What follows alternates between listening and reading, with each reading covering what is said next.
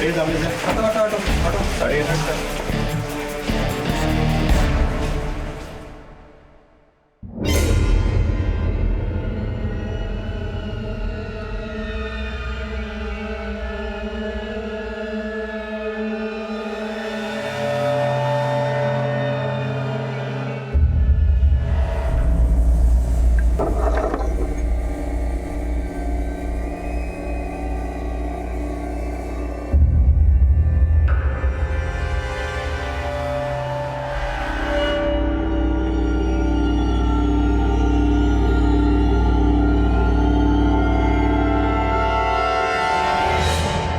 Sir, लगता है murder लूट के इरादे से किया गया है।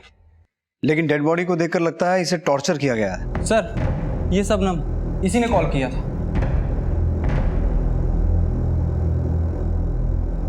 साहब, मैं यहाँ साफ सफाई का काम करती हूँ। सुबह आई तो दरवाज़ा खुला था और पुखराज सेठ। पुखराज के अलावा और कौन कौन है घर में? मालिक की बीवी और उनका बेटा। लेकिन मैं सुबह आई तो दोनों ही यहाँ नहीं थे। नाम क्या है उनका? मालकिन का गौधुली और बेटे का विनय। आप जिस नंबर को डायल कर रहे हैं वो इस समय स्विच्ड ऑफ है। आप जिस नंबर को डायल कर रहे हैं वो इस समय स्विच्ड ऑफ है। सर, माँ बेटे दोनों का नंबर बंद है। पुखराज का और कोई रिश्तेदार, सगा संबंधी? साहब की एक बहन है और एक भाई। बहन शादीशुदा है, फरीदाबाद में रहती है। और भाई? कामराज नाम है उनका। पीतमपुरा में केबल की दुकान है, वो वहीं रहते।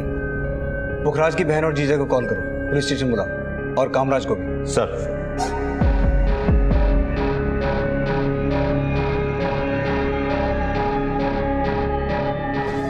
कल रात किसी को पुखराज के घर आते जाते देखा था आपने? नहीं सर। पुखराज की बीवी और उसका बेटा कहाँ हो सकते हैं? कल शाम तक तो सब घर पे ही थे। आपकी किसी से कोई बात हुई थी? गौधुली से बात हुई थी। वो हमारे कामवाली का नंबर मांग रही थी। उन्होंने अपनी कामवाली को निकाल दिया है ना। किसे? शबनम को? हाँ। क्यों निकाला था, कुछ बता? शबनम थोड़ी सी बदतमीज है। कल वो अपने पति को भी लेकर आई थी और पुखराज के साथ उनके कुछ तू में हो रही थी। सुनिए जी, आपने शबनम का हिसाब कर दीजिए। वो आजकल बहुत ज्यादा ही बोलने लगी है। जरा फोन लगा उसे, अभी सीधी करता हूँ उसकी जबान में। फोन लगाने की जरूरत नहीं है, मैं आ गई। अब लाओ मेरी तनख्वाह। तनख्वाह तो बड़ी अक्कड़ से मांगती है, पर तूने जो मेरी इंपोर्टेड घड़ी तोड़ी है उसका हर्जाना भरेगा कौन? कहीं ऐसा ना हो साहब कि हर्जाना आपको भरना पड़ जाए। मुझे उंगली दिखाएगा तू? मुझे उंगली दिखाएगा? हाँ, अभी पुलिस को फोन करता हूँ। साहब, पुलिस को मत बुलाइए। हम लोग गरीब लोग हैं साहब, आपको जो देना है वो दे दीजिए। अब आई अक्कल ठिकाने? चल निकल इधर से, निकल। चलिए दिखता क्या, फुट। दोबारा यहाँ शक्ल मत दिखाना। शबनम और उसके पति को थाने में बुलाओ और बाकी मोहल्ले में पूछताछ जारी रखो। सर। तुझे पुखराज ने काम से निकाल दिया था, फिर क्यों आई थी आज? साहब, मैं तो सिर्फ अपनी तनख्वाह लेने के लिए आई थी। तनख्वाह लेने आई थी या हर्जाना चुकाने आई थी? क्यों बे, तुझमें बहुत चर्बी है। साहब ऐसा क्यों बोल रहे हैं साहब? क्यों? तूने पुखराज को कल धमकी नहीं दी थी? वो शबनम को तनख्वाह नहीं दे रहा था साहब। तो तू उसका मर्डर कर देगा? नहीं साहब, मैंने उसका मर्डर नहीं किया है साहब। साहब, हम लोग गरीब हैं इसलिए आप हम पे शक कर रहे हो ना। एक तो 2 महीने की तनख्वाह नहीं मिली है और अब आप। तूने जरूर कोई चोरी चकारी की होगी, इसीलिए उसने तेरी तनख्वाह रोकी। साहब, हम चोर नहीं हैं। मेरे से उसकी महंगी वाली घड़ी टूट गई थी, लेकिन मैंने जानबूझ के थोड़ी ना तोड़ी थी। इतना अमीर आदमी था, लोगों को लाखों करोड़ों बांटता था। बस मेरे 5,000 देने में उसको भारी पड़ रहा था। तो तेरी नजर उसके पैसे पे थी? नहीं साहब। तो तुझे कैसे पता कि वो लोगों को लाखों करोड़ों बांटता था? बोल। मालिक मोटे पैसों का लेन देन करते थे। काम करते करते कानों में बात पड़ी थी। अरे क्या बात कर रहा है तू?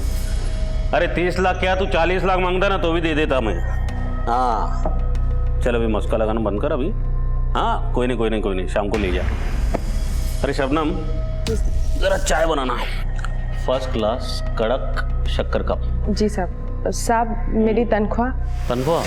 अच्छा तनख्वाह देता हूँ अभी।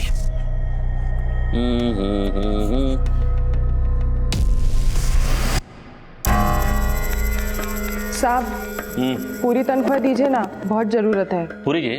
हाँ देख मिनट, आज कौन सा वार है? बुधवार। अगले गुरुवार को लेके जाना, ठीक है? साहब लेके चाय बनाना शबनम, बहुत बहुत सर पकड़ के रखा है। जा जा बना, अदरक डालना भूलना मत। हाँ जा। शबनम ने पूरे 10 दिन इंतजार किए साहब। इस बीच इससे पुखराज सेठ की घड़ी टूट गई, तो वो बोला कि इसको तनख्वाह नहीं मिलेगी साहब। साहब मैं क्या, दूध वाला, किराने वाला, वो सबके पैसे रोक के रखता था। एक नंबर का कंजूस आदमी था वो। हम क्या, उसकी बीवी और बेटा भी परेशान थे उसके। उसकी बीवी को वो मारता भी था। बाप की ना जिंदा दफना दूंगा सब साले। तुझ पे हाथ उठाएगा? अपने बाप पे हाथ उठाएगा? हाँ साले, अपने हाथ ना काबू में रखना, अच्छा नहीं होगा।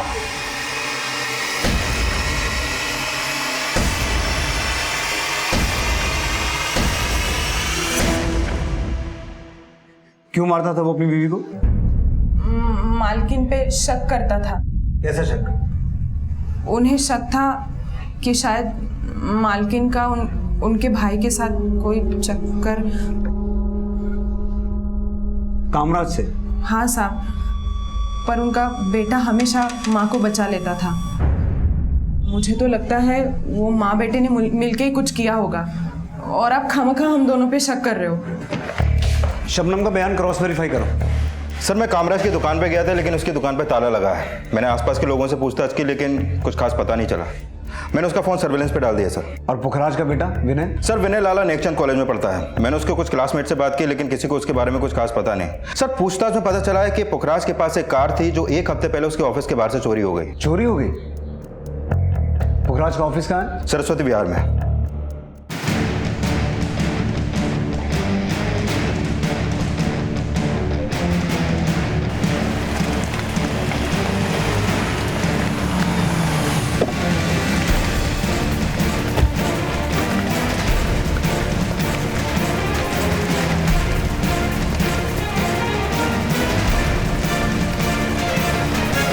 ताला तोड़ो। सर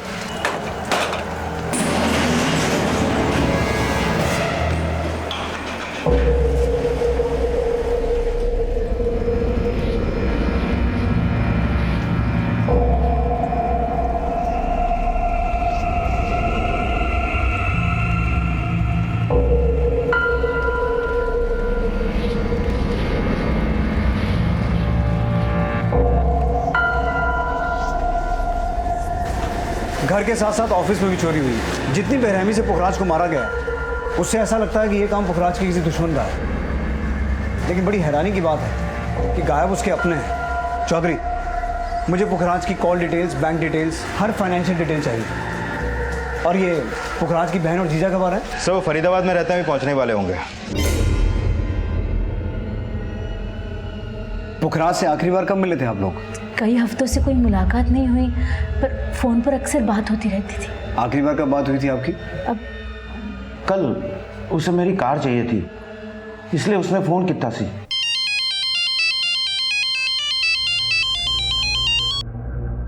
की गल है साले साहब, सवेरे सवेरे नु कैसे याद आ गई? अरे जीजा जी, भगवान को सुबह सुबह क्या, हर वक्त याद करना चाहिए। और सही में आप तो मेरे लिए भगवान से भी बढ़कर हो जीजा जी। मक्खन मत लगा, बोल किस लिए फ़ोन किया सी? अच्छी सी डील करने जा रहा हूँ, बड़ी बढ़िया डील है। तो अगर आपकी वो लक्की वाली गाड़ी मिल जाती तो डील पक्की हो जाएगी। फिर मैंने साढ़े ड्राइवर को कार लेके उसके घर भेज दिया, और शाम का उसका थैंक यू का मैसेज भी आया। हमने सुना है कि पुखराज को लगता था कि गोधुली और कामराज के बीच कुछ चल रहा था। ये सच है? नहीं जी, उसे गलतफहमी थी। तो फिर गोधुली और कामराज है कहाँ? और विनय, आपको क्या लगता है इन सब के गायब होने का पुखराज के मर्डर के साथ कोई कनेक्शन हो सकता है? सर हमें खुद समझ में नहीं आ रहा है। सर मैंने पुखराज और उसके घर वालों के कॉल रिकॉर्ड चेक किए। पता चला कि कामराज और गोधली के बीच में अक्सर कॉल होते थे, लेकिन पुखराज की हत्या वाली रात 10 बजे गोधली के मोबाइल पे एक पीसीओ से कॉल आया था और उस कॉल के ठीक आधे घंटे बाद गोधली वहां से पहले सरस्वती विहार गई, जहां पुखराज का ऑफिस है। हाँ सर, और फिर 11:15 बजे वो रिठाला। सर, जब वो रिठाला में थी उस रात, चलिए देखिए, 11:15 से 12:15 के बीच में गोधली और पुखराज के बीच में एक लंबी कॉल हुई और कामराज भी उस समय पुखराज के घर पे ही था और उस कॉल के तुरंत बाद तीनों के फोन बंद हो गए। गोधली और पुखराज के बीच हुई 1 घंटे की कॉल का क्या चक्कर हो सकता है चौधरी?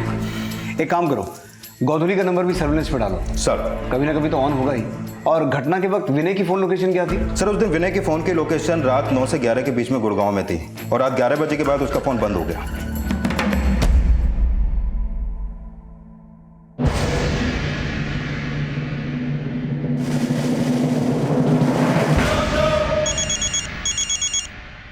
विनय, विनय उठ। विनय, ये ले तेरा फोन है, बात कर। सर, विनय गुड़गांव के एक फार्म हाउस में था अपने फ्रेंड्स के साथ। मैंने उसे वहां से बुलवा लिया है। सर, मेरे फ़ोन की बैटरी चली गई थी सर। बैटरी तो तेरी भी गोली लगती है क्या? नहीं सर, सर बस बियर पी थी कल। बाप को मार के जश्न मना रहा था वहां? मार के? पापा को? सर क्या कह रहे हैं आप? बेटा तमाशा मत कर, तेरे बाप का मर्डर हुआ है और तू नहीं किया है। नहीं सर, मैं मेरे पापा को क्यों मारूंगा सर? अगर तूने अपने बाप को नहीं मारा तो तेरी माँ मार के भाग गई?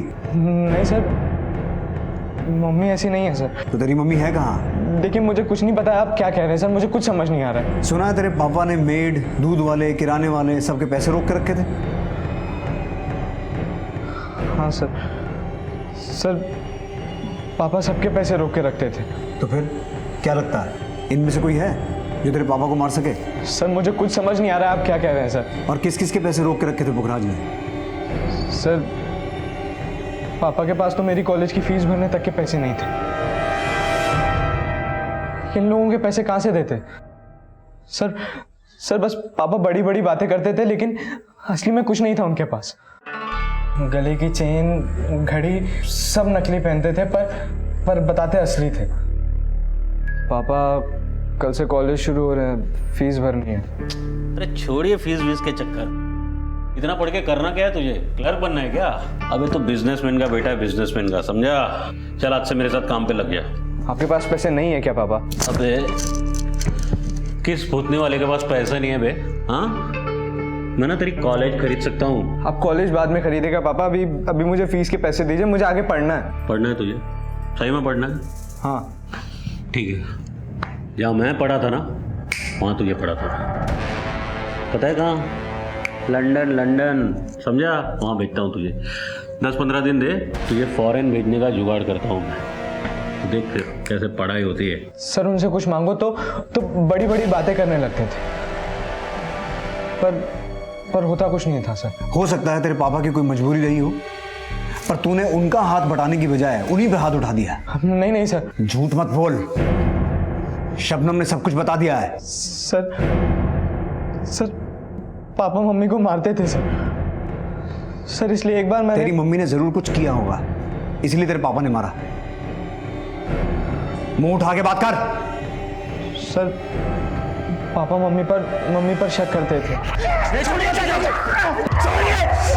जान से मार दूंगा साला तुझे। तेरे पापा ने कामराज को जान से मारने की कोशिश की? हाँ सर, पापा बहुत बुरे थे सर, लेकिन मम्मी और चाचा का कोई अफेयर नहीं था सर। अगर उन दोनों का कोई अफेयर नहीं था तो वो दोनों है कहाँ? सर, मैंने पुखराज के बैंक अकाउंट चेक किए, ये देखिए सर, पिछले 1 महीने से उसके अकाउंट में सिर्फ 5,000 रुपए पड़े हुए हैं। और सर, उसकी कार चोरी नहीं हुई थी, वो बैंक की EMI नहीं दे पा रहा था 6 महीने से, इसलिए बैंक वाले उसकी कार उठा के ले गए। इसका मतलब ये हुआ कि पुखराज सिर्फ दिखावा करता था कि उसके पास बहुत पैसा है, असल में उसकी हालत खस्ता ही थी। और चौधरी, मुझे शुरू से ही लग रहा है कि पुखराज की हत्या लूट के इरादे से नहीं, बल्कि उससे किसी ने अपनी दुश्मनी निकाली है। और गोधली और कामराज दोनों का एक साथ गायब होना इस तरफ इशारा कर रहा है कि उन्होंने पुखराज के दिए हर घाव का बदला लिया और जो हाथ लगा वो लेके भाग गए।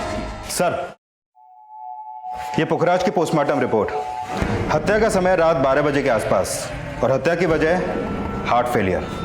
Heart failure? Yes sir Pukhraj को इतना टॉर्चर किया गया कि हार्ट फेलियर की वजह से उसने अपना दम तोड़ दिया और तार का फंदा बाद में डाला गया। सर पोस्टमार्टम के मुताबिक उसका गला तब कटा जब वो पूरी तरीके से मर चुका था। इसका मतलब ये हुआ कि दुश्मनी इतनी गहरी थी कि दुश्मनी निकालने वालों ने एक निढाल लाश के गले में अपनी नफरत का फंदा डाला।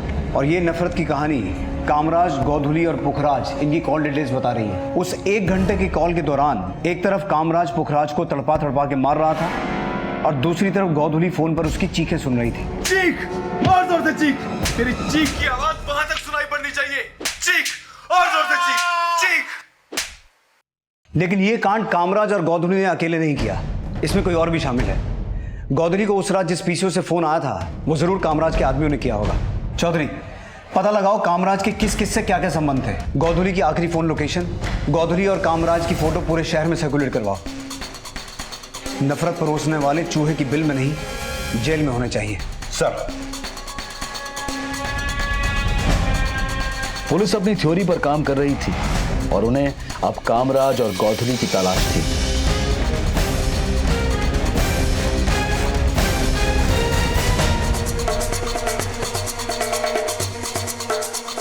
लेकिन फिर कुछ ऐसा हुआ जिसने इन थ्योरीज के सारे समीकरण बदल दिए। हाँ चौधरी।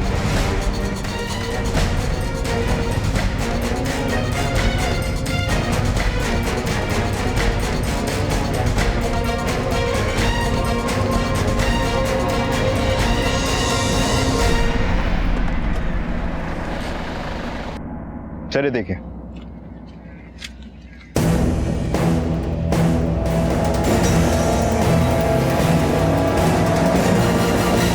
घर वालों को इन्फॉर्म करो और आरटीओ से पता करो ये गाड़ी किसकी है। सर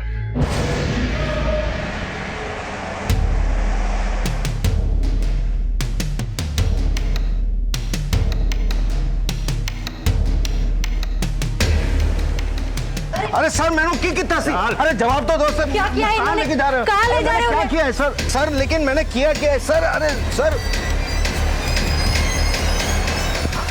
सर मैंने की कितना सी? जिस वैन में गोधुली की लाश मिली वो तेरी कंपनी के नाम पर रजिस्टर्ड है। सच सच बोल, पुखराज और गोधुली की हत्या तूने करवाई है ना? नहीं सर, मेरी वैन तो चोरी हो गई थी, मैंने सवेरे ही पता चला। तो कंप्लेन क्यों नहीं करवाई? सर मैं कंप्लेन लिखवाने ही वाला था, लेकिन पहले पुखराज की हत्या की खबर, फिर गोधुली। सर ऐसे में कहाँ ध्यान रहता है? ड्रामे मत कर, सच सच बोल। सर आप ही सोचिए, अगर मुझे गोधुली और पुखराज को मरवाना होता तो मैं मेरी वैन क्यों यूज करवाता? सर मैंने कोई फंसा रहा है। फंसा रहा है? अब तू बोलेगा कि कामराज ने वो वैन चोरी की ताकि तू फंस जाए। सर आप हम पे बेकार में शक कर रहे हैं। ये सब करके आखिर हमें क्या मिलेगा? भाइयों की जायदाद और फिर विनय का पत्ता काटना तो तुम्हारे लिए बहुत आसान है। आपको कोई गलतफहमी हो रही है। नैतिक और मेरे पास किसी चीज़ की कोई कमी नहीं है, और फिर हम अपने भाई भाभी का खून क्यों करवाएंगे? वैसे भी पापा ने विल में सारी जायदाद मेरे नाम से कर दी थी। मतलब तुम हमेशा से किस्मत वाली रही हो या फिर शातिर?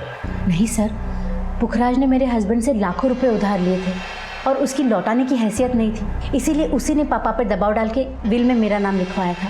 मैंने उसे कभी कुछ नहीं कहा। और कामराज, उसका इस जायदाद पे कोई हक नहीं था? कामराज इसी बात से तो चिढ़ता था मुझसे और पुखराज से। उसे लगता था कि मैंने उस पर दबाव डाला है, मैंने कहा है पुखराज को कि विल में मेरा नाम लिखवाओ। तो तुम ये कहना चाहती हो कि कामराज ने तुमसे और पुखराज से बदला लिया, पहले मर्डर करवाया और फिर तुम्हारे पति की वैन यूज करके उसे फंसवा दिया? मुझे लगता है ये पुखराज के पुराने कांड है और उसका खामियाजा हम सब भुगत रहे हैं। पुराने कांड मतलब? पुखराज पहले से बहुत बड़बोला था, हमेशा बड़ी बड़ी बातें करता था। मैंने उसे कितनी बारी समझाया कि पुखराज इतनी बड़ी बड़ी बातें मत किया कर, कोई जबान काट के ले जाएगा।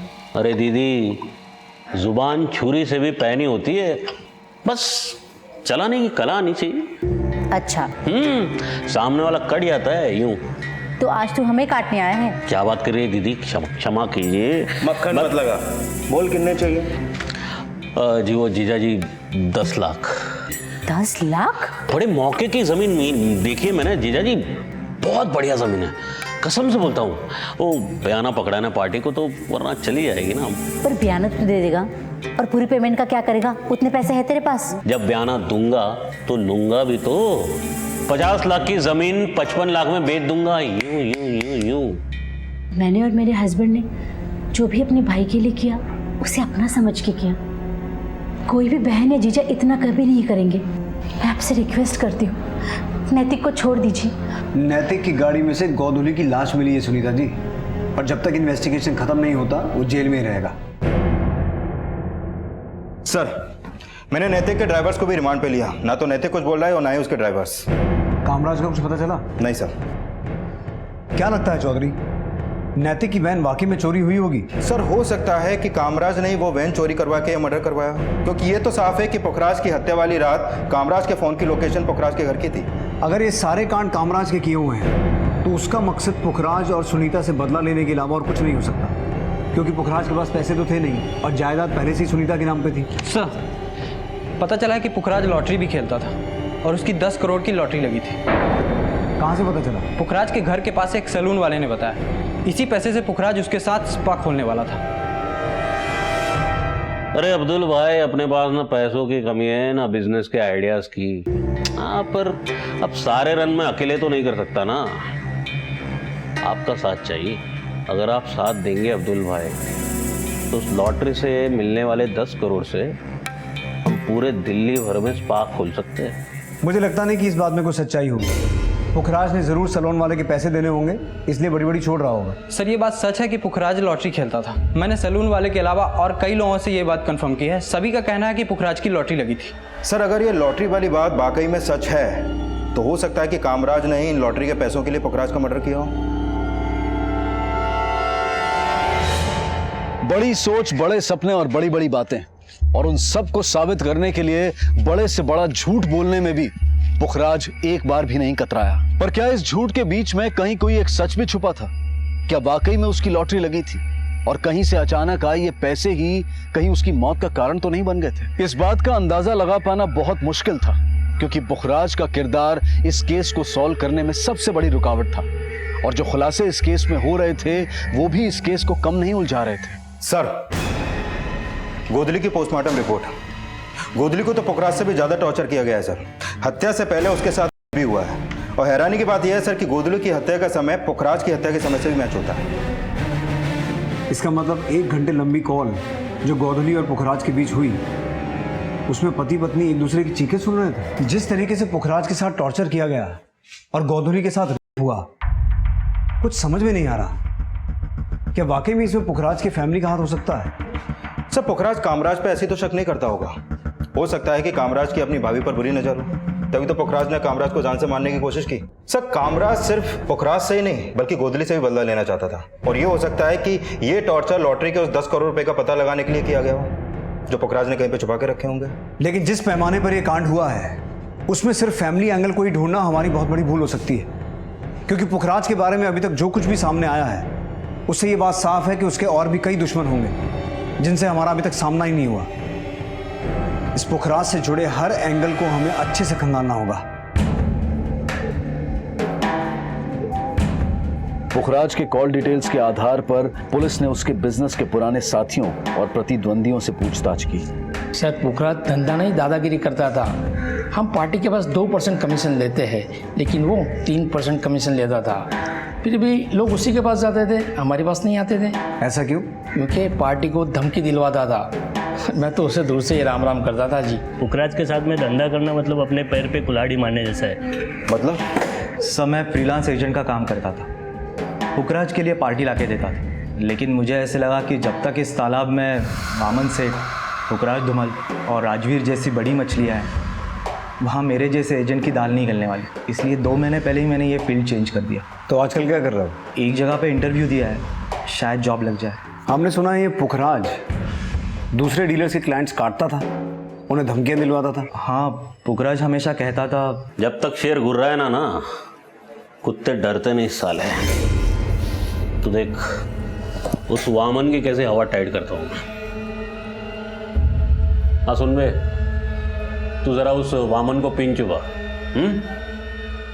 हाँ, फिर उस राघव के जरिए मैं उसे हड्डी दिखाता हूँ। हड्डी की लालच में लाल टपकाता हुआ खुद ब खुद फंस जाएगा जाल में। चल रखता हूँ। यार पुखराज भाई, मेरे को क्यों फंसा रहे हो? वो वामन सेठ बड़ा डेंजर आदमी है। यार तू कुत्ते से डरता है बे? हाँ, अबे तेरे सर पे शेर का हाथ है, समझ ले। मुझे लगा कि कहीं इस पुखराज के चक्कर में मैं किसी चक्कर में ना फंस जाऊं, इसलिए वहां से निकलना ही बेहतर समझा। ये पुखराज धमकियां दिलवाता किससे था? मैंने कभी उसे देखा नहीं। तुम्हें क्या लगता है ऐसा कौन हो सकता है जो उसका मर्डर करवा सके? पुखराज से तो सारे चिढ़ते थे, लेकिन वो कौन हो सकता है ये मैं नहीं कह सकता। ठीक है, तुम जा सकते हो। पुखराज के कॉल रिकॉर्ड्स और धमकियां मिलने वाले क्लाइंट्स और डीलर्स के कॉल रिकॉर्ड्स क्रॉस वेरीफाई करो और पता लगाने की कोशिश करो वो था कौन जो पुखराज के कहने पे धमकियां देता था। ये वामन सेठ कौन है? जय माता दी प्रॉपर्टीज का मालिक। सब पता चला है कि हत्या वाले दिन पुखराज अपने जीजा की कार लेकर जिस डील के लिए गया था उस डील में वामन सेठ का भी लेना देना था। चलो इस वामन सेठ से मिलते हैं।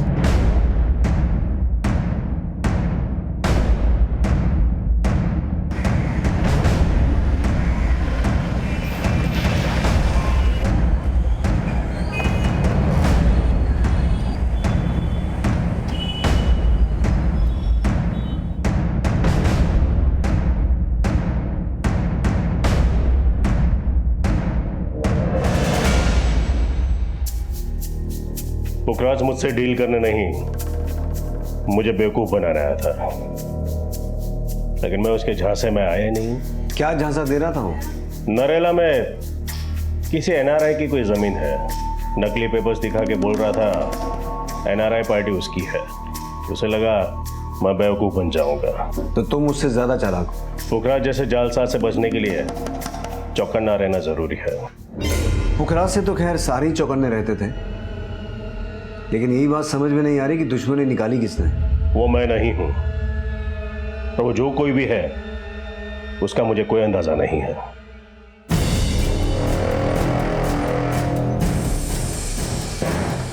इस केस में कई ऐसे छलावे थे जो पुलिस इन्वेस्टिगेशन की दिशा बार बार बदल रहे थे। पुलिस एक तरफ ये जानने की कोशिश कर रही थी कि वो शख्स कौन था जो पुखराज के कहने पर दूसरे डीलर्स को धमकियां दे रहा था, और दूसरी तरफ कामराज की तलाश भी जारी थी।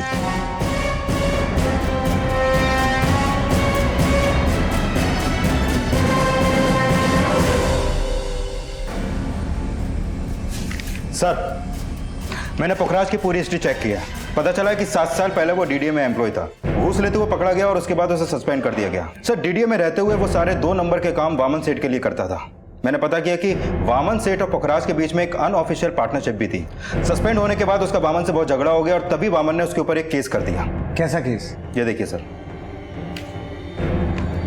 7 अगस्त 2008 को पुखराज नशे की हालत में गैर कानूनी हथियार लेकर वामन के ऑफिस गया और उसे ब्लैकमेल किया। क्या है यहाँ पर? अबे अपना हिस्सा लेना है और क्या। जब तक तू डीडीए में था ना, मुझे तेरी जरूरत थी। अब तू मेरे कोई काम का नहीं। चल निकल यहां से।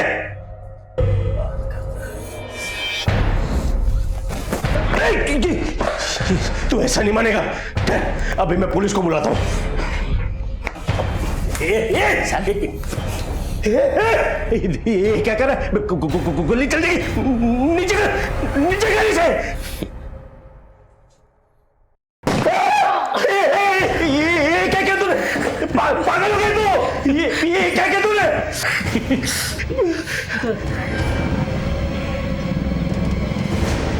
पुखराज मेरा पार्टनर नहीं था, वो जबरदस्ती मेरे गले पड़ गया था।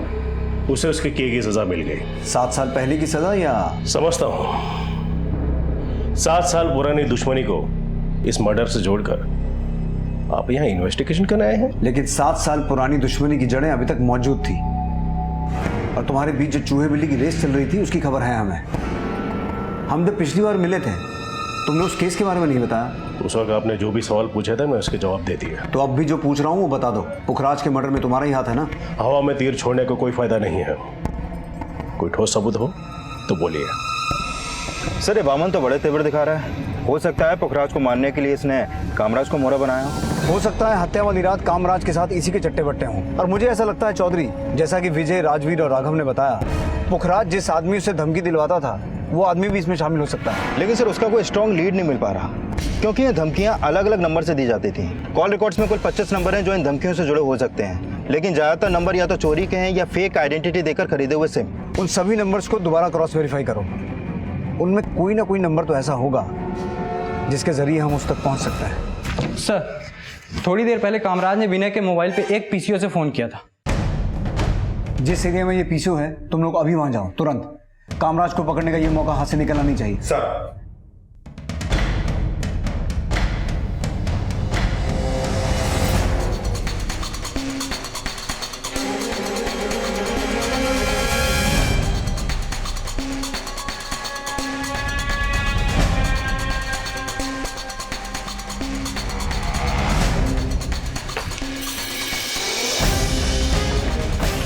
इस आदमी को देखा है? सर ये रूम नंबर 1 में।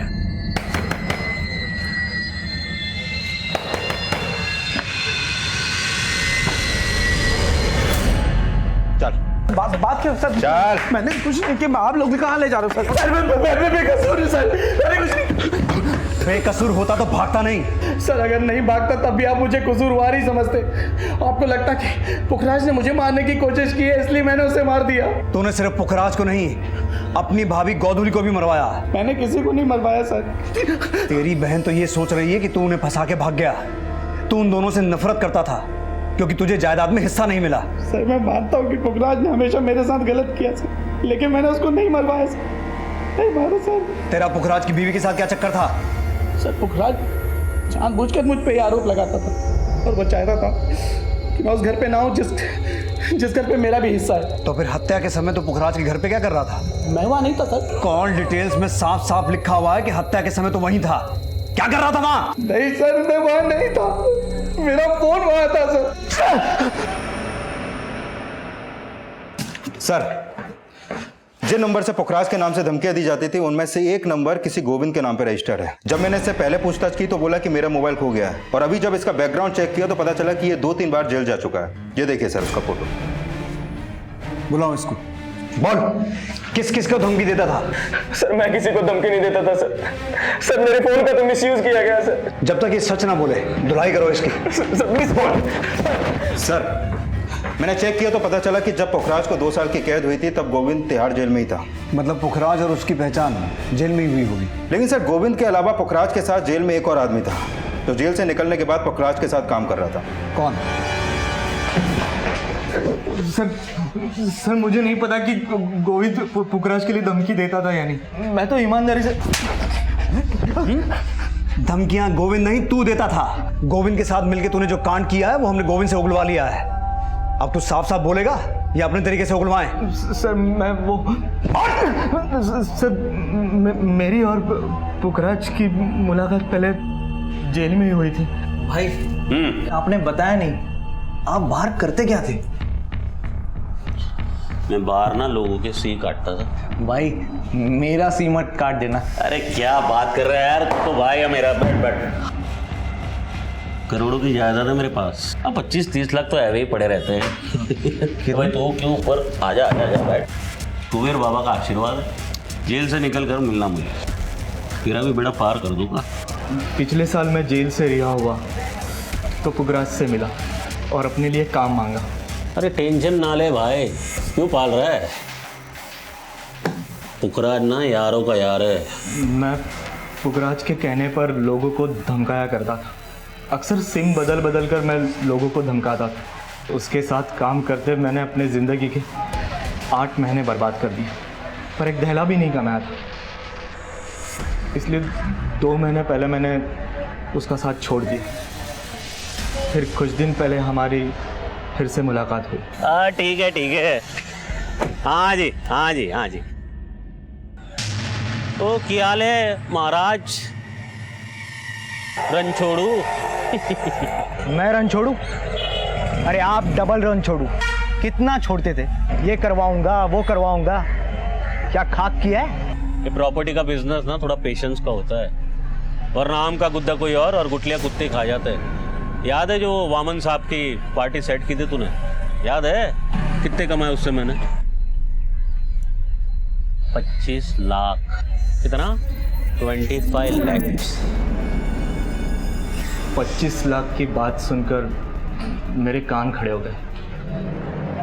मुझे लगा कि पुखराज से पैसा वसूल करने का इससे अच्छा मौका नहीं मिलेगा, इसलिए फिर मैंने अपने पुराने ग्रुप के लोगों के साथ मिलकर एक प्लान बनाया। मुझे पता था कि पुखराज के सर पर उसका जीजा का बहुत सारा कर्जा है और पुखराज उसे एक पैसा भी नहीं लौटा रहा था, इसलिए फिर मैंने उससे फंसाने के लिए उसकी वैन चुराई और पुखराज के घर पहुंचा।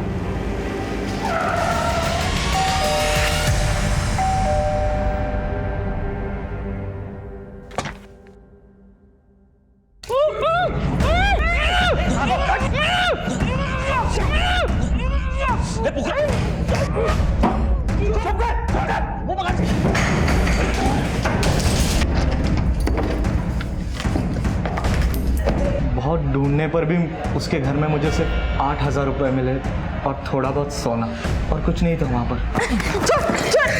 बोल 25 लाख कहाँ पर छुपा के रखे? मेरे पास कोई पैसा नहीं रहा। पकड़ इसको। उसकी जुबान खुलवाने के लिए मैंने गोविंद और गोली के साथ उसकी बीवी को ऑफिस पे भेजा। पैसा दुकान पर भी नहीं मिला। फिर गोविंद गोधूली को लेकर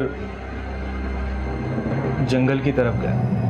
हम अपने बच्चों को सिखाते हैं कि झूठ की उम्र लंबी नहीं होती, लेकिन वहीं हमारी मानसिकता यह होती है कि छोटे छोटे झूठ बोलने से तो कोई नुकसान नहीं होता, लेकिन कब कौन सा झूठ हमें या हमारे सामने वाले को अपराधी बना दे और मौत का सबब बन जाए ये पता ही नहीं चलता। इसलिए बेहद जरूरी है कि हम जो हैं जैसे हैं उसी सच को अपनाएं, ताकि किसी और पुखराज को एक झूठी जिंदगी जीने का खामियाजा अपनी जान देकर ना चुकाना पड़े। इसी विचार के साथ अब मैं अनूप सोनी आपसे विदा लेता हूं।